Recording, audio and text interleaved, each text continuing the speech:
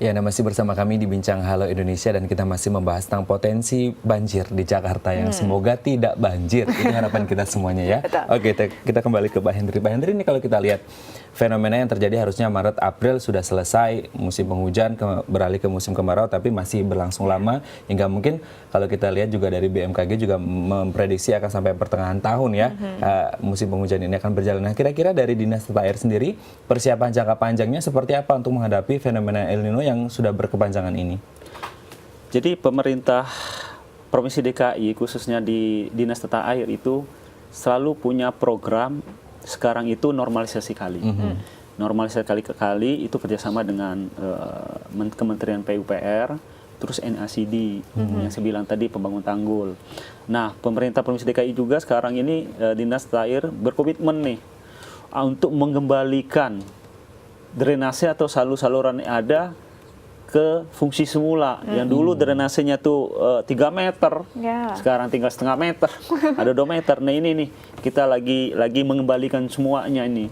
Ya kayak dulu kemarin itu di Kali Apuran, Kali Apuran, mungkin Kali Jodoh, lagi top tuh, itu kan ada Kali Duri namanya, atau Kerandang orang sebut itu kita akan kembalikan semua ke fungsi semula.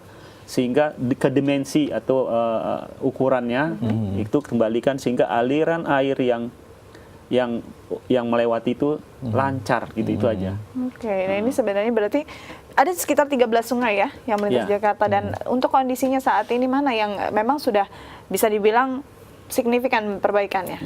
Jadi memang ada 13 aliran sungai yang masuk dari hulu ya, dari Bogor itu ke Jakarta, dari selatan Jakarta itu ada 13 sungai. Tahun 2012 apa itu pemerintah Kementerian PU itu normalisasi kali itu Pesanggerahan, Angke dan Sunter. Memang ada beberapa titik yang belum diselesaikan. Ini memang bertahap, ini akan diteruskan terus.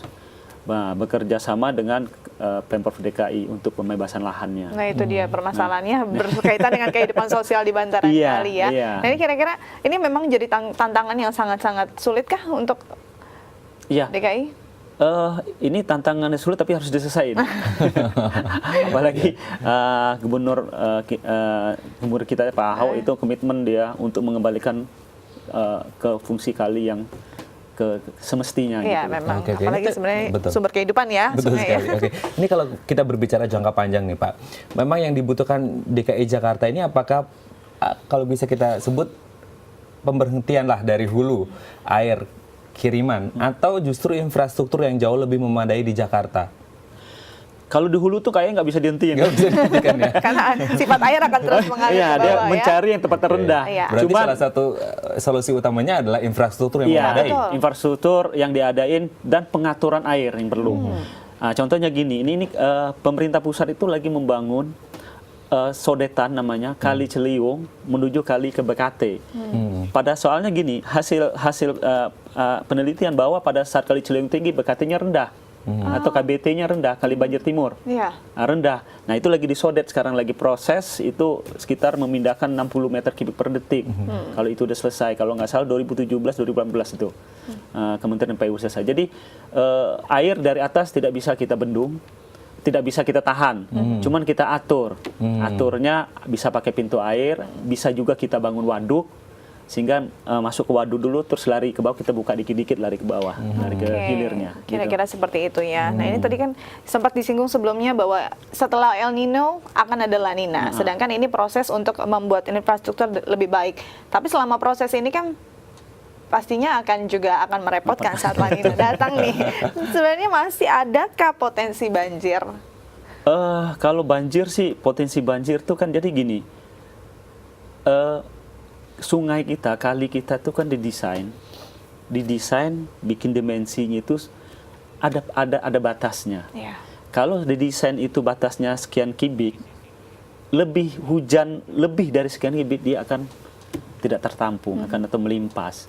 Jadi ada istilah Ki 100, ada istilah Ki 50, kayak KBT itu Ki 100 itu. Jadi dalam 100 tahun kita anggap ada satu kejadian hujan besar segitu.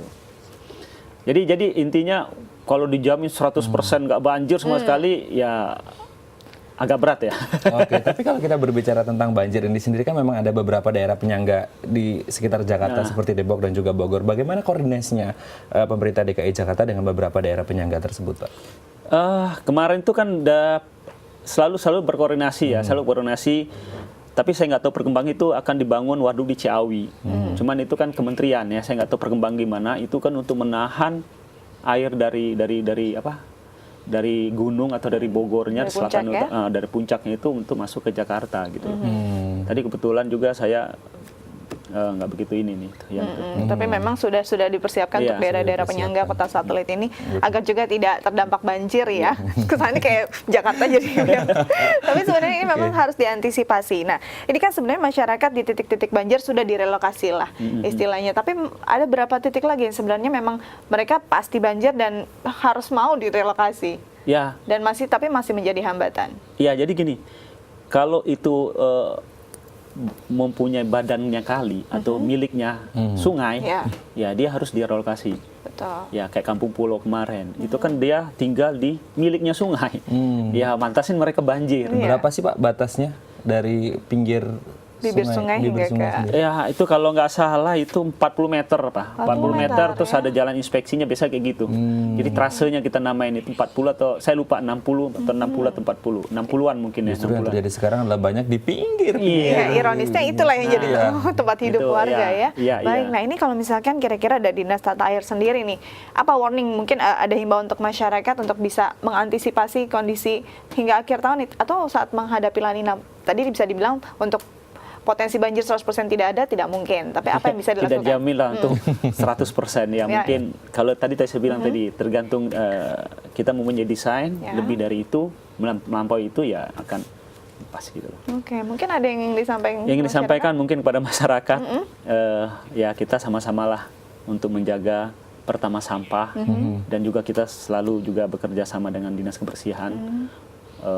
Sampah, ya jangan membuang sampah di kali lah, buang sampah pada tempatnya, dan juga minta juga kita kepada masyarakat untuk menyadari bahwa air itu mengalir, kalau dihalang dia akan marah. Jadilah berilah jalan untuk air, berilah hak milik air supaya air itu bisa mengalir seharusnya ke tempat yang ini menarik sekali, berikan haknya untuk air ya, karena karena kita hidup juga dari air. Baik, terima kasih untuk hadirnya. Semoga memang tidak parah lah banjirnya ya, dan masyarakat bisa sadar bahwa membuang sampah pada tempatnya dan jangan pernah menghalangi air, nanti marah ya Pak ya. Terima kasih untuk kehadirannya. Baik pemirsa, kita masih punya banyak informasi menarik lainnya, tetap bersama kami di Halo Indonesia.